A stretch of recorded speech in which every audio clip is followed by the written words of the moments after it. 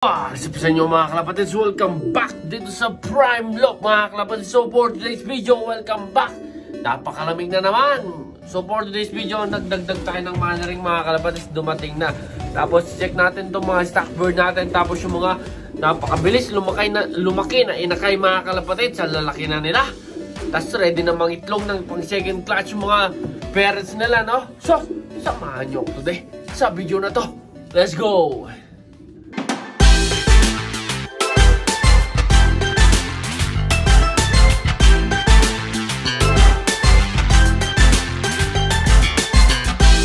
Ayan mga kalapatid, so ito yung bumili pa tayo ng tiglamang singsing na mannering para sa special mannery sa Northland tsaka sa Calgary mga kalapatid. So, ito yung 5 singsing na binili natin. Ayan, oh. So ilagay muna natin dito. Ayan, nalagay na natin yung mga mannering mga kalapatid. So nag-uumpisa sa 155 yung mga mannering mga kalapatid. So ayan, oh. 155, 30 hanggang 155 26, ayan mga kalapatid. So yung mannering natin magiging 10. Yung 5 dito ipapadala pa sa atin mga kalapatid. So yun, mannering ng Northlands. Ito mannering ng Calgary mga kalapatids, no? So ito yung kalagayan naman ng mga ano natin, oh, stock na hen. So hindi na masyadong malamig. Ayan, kaya nakabukas na yung beer nila. Tapos binigyan din natin sila ng fresh na patuka. Ayan, magmula nung sobrang lumamig, hindi pa tayo naglinis dito, kaya medyo maraming poops. Ayan sila mga kalapatid. So ito yung mga hen. Iba dyan, gagamitin natin pang 3rd round ng breeding o pang 4th round ng breeding. So ito naman yung mga barako at yung flyers din natin. Ayan sila, oh. Ayan, ito yung mga matitinding barako mga kalapatids. So pasukin naman natin yung sa mga breeders natin. Check natin yung mga inakay. Ayan, so ito yung breeders natin mga kalapatids. Medyo marumi pa yung flooring kasi malamig pa nga dito sa Edmonton, Alberta, Canada. Pero ito na yung mga pasingsing natin, oh, yung mga painakay natin para sa 2024. So ito yung box 1. Naghahabol na rin itong dalawang breeder natin na to. So ito yung inakay nila mga kalapatids. Check natin. Ayan, ilabas natin dito. Ayan, oh. Ito yung inbreed chipo natin, cross ng Grutan Skittle. Ayan sila, oh. Malalaki na. So isisend natin to sa one low price mga kalapatids. Ayan sila, oh. Full brother to ni full sibling ni Kittle, 120. Ayan. Tapos baka in 2 to 3 days mangitlog na tong magulang nila. Pangalawa naman, itong pangalawang isisend natin, itong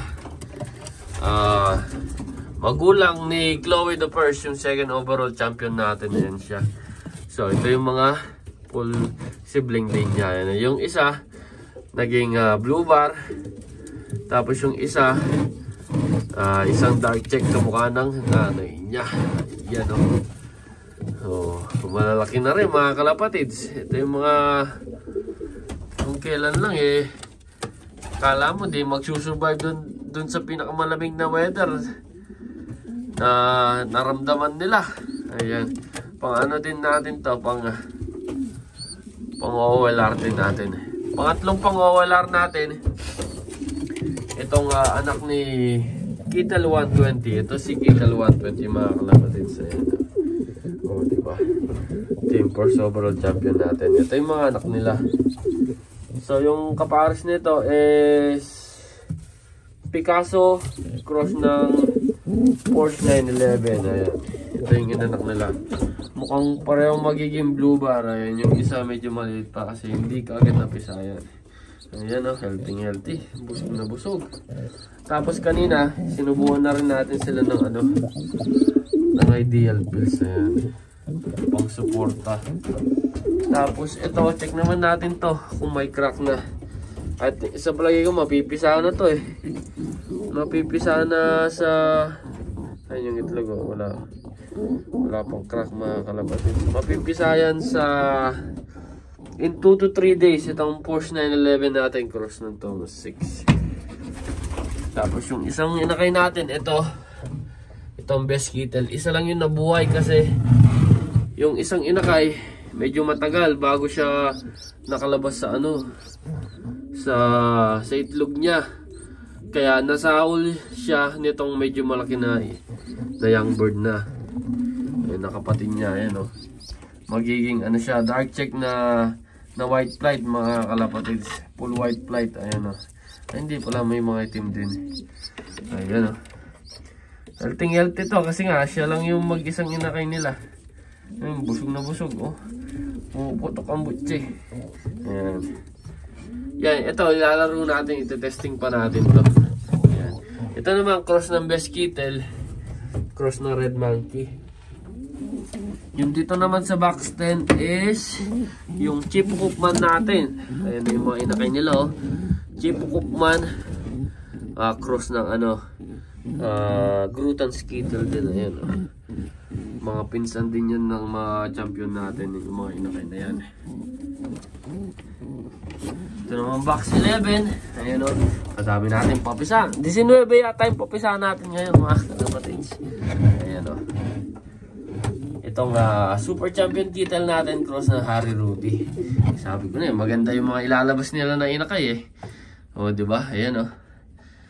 Parehong checkered yung magulang. Naglalabas ng isang blue bar, isang checkered.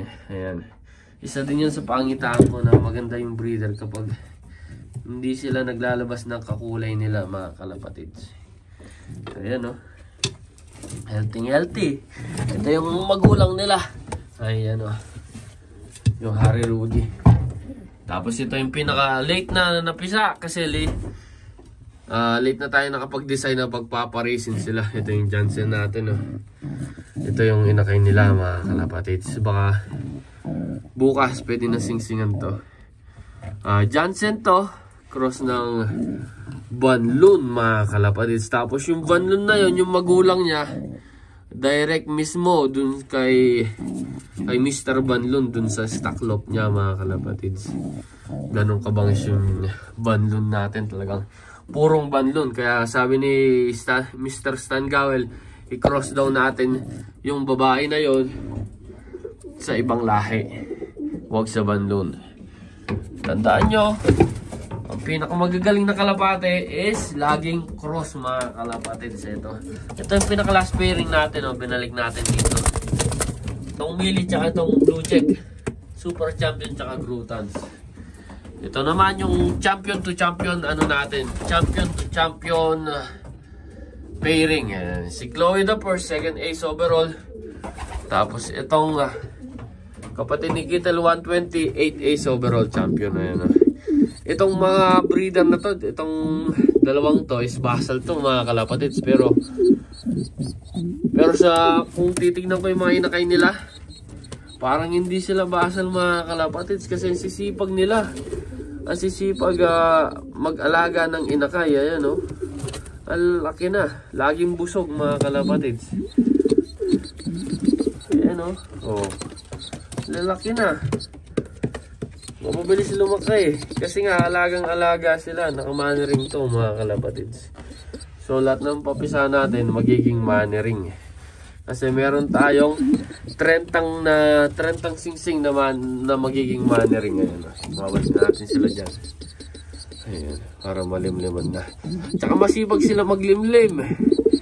Itong dalawa, itong Kittel 120 natin, tsaka itong Chloe the first, napakasipag maglimlim tsaka mag-alaga ng mga inakay nila.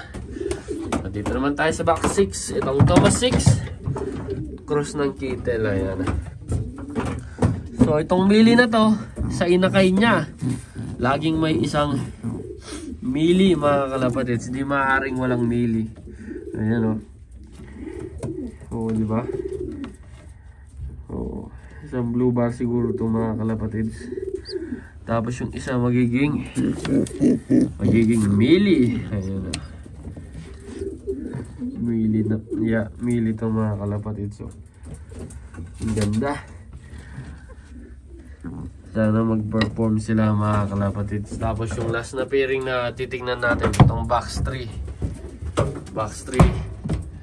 ay magiging parehong checkered. Ayan. Checkered yung magiging kulay ng anak nila. Ayan o. So lahi nito Kittel 120 mga kalapatid. Ayan, punutin yung budget. Kittel 120 cross ng Johnson Hubens. Ayan. Mga dark check, light check lang ya. Light check lang. Manering din to, parehong mga kalapatids siya. So yun na yung mga painakay natin. Kadami na mga kalapatids. Biruin mo 19. Kadami na. Ayun mga kalapatids. So ibabalik ko na yung mga ano nila, yung mga inakay nila. Ito yung kalagayan ng mga breeders natin. Oh. Malalakas na tumuka. Malalakas mag-intake ng grits mga kalapatids. Lagi tayo nagre-reveal ng grits nila tsaka patuka. Ayun o, ito mag-iitlog na to within 2 days. Magiging kasabay naman nito yung mga pang second round na itlog ng mga to mga kalapatids. Kaya sinakto talaga natin mga kalapatids. Ayun, yun lang yung video ko for today mga kalapatids. Update lang dito sa loob ko. Ayan. So, kung nagustuhan nyo itong video, like mo, share mo, subscribe mo dito sa Prime Lock Pigeon Racing. Nangangalapati po tayo dito sa Edmonton, Alberta, Canada. Taga-Canada po tayo sa lugar na puro yellow mga kalapatids. Pero pag summer, syempre may karera mga kalapatids. Ayun. So, Prime Lock here from Edmonton, Alberta, Canada, representing Philippines. Ingat sa inyo mga kalapatids. Bye-bye!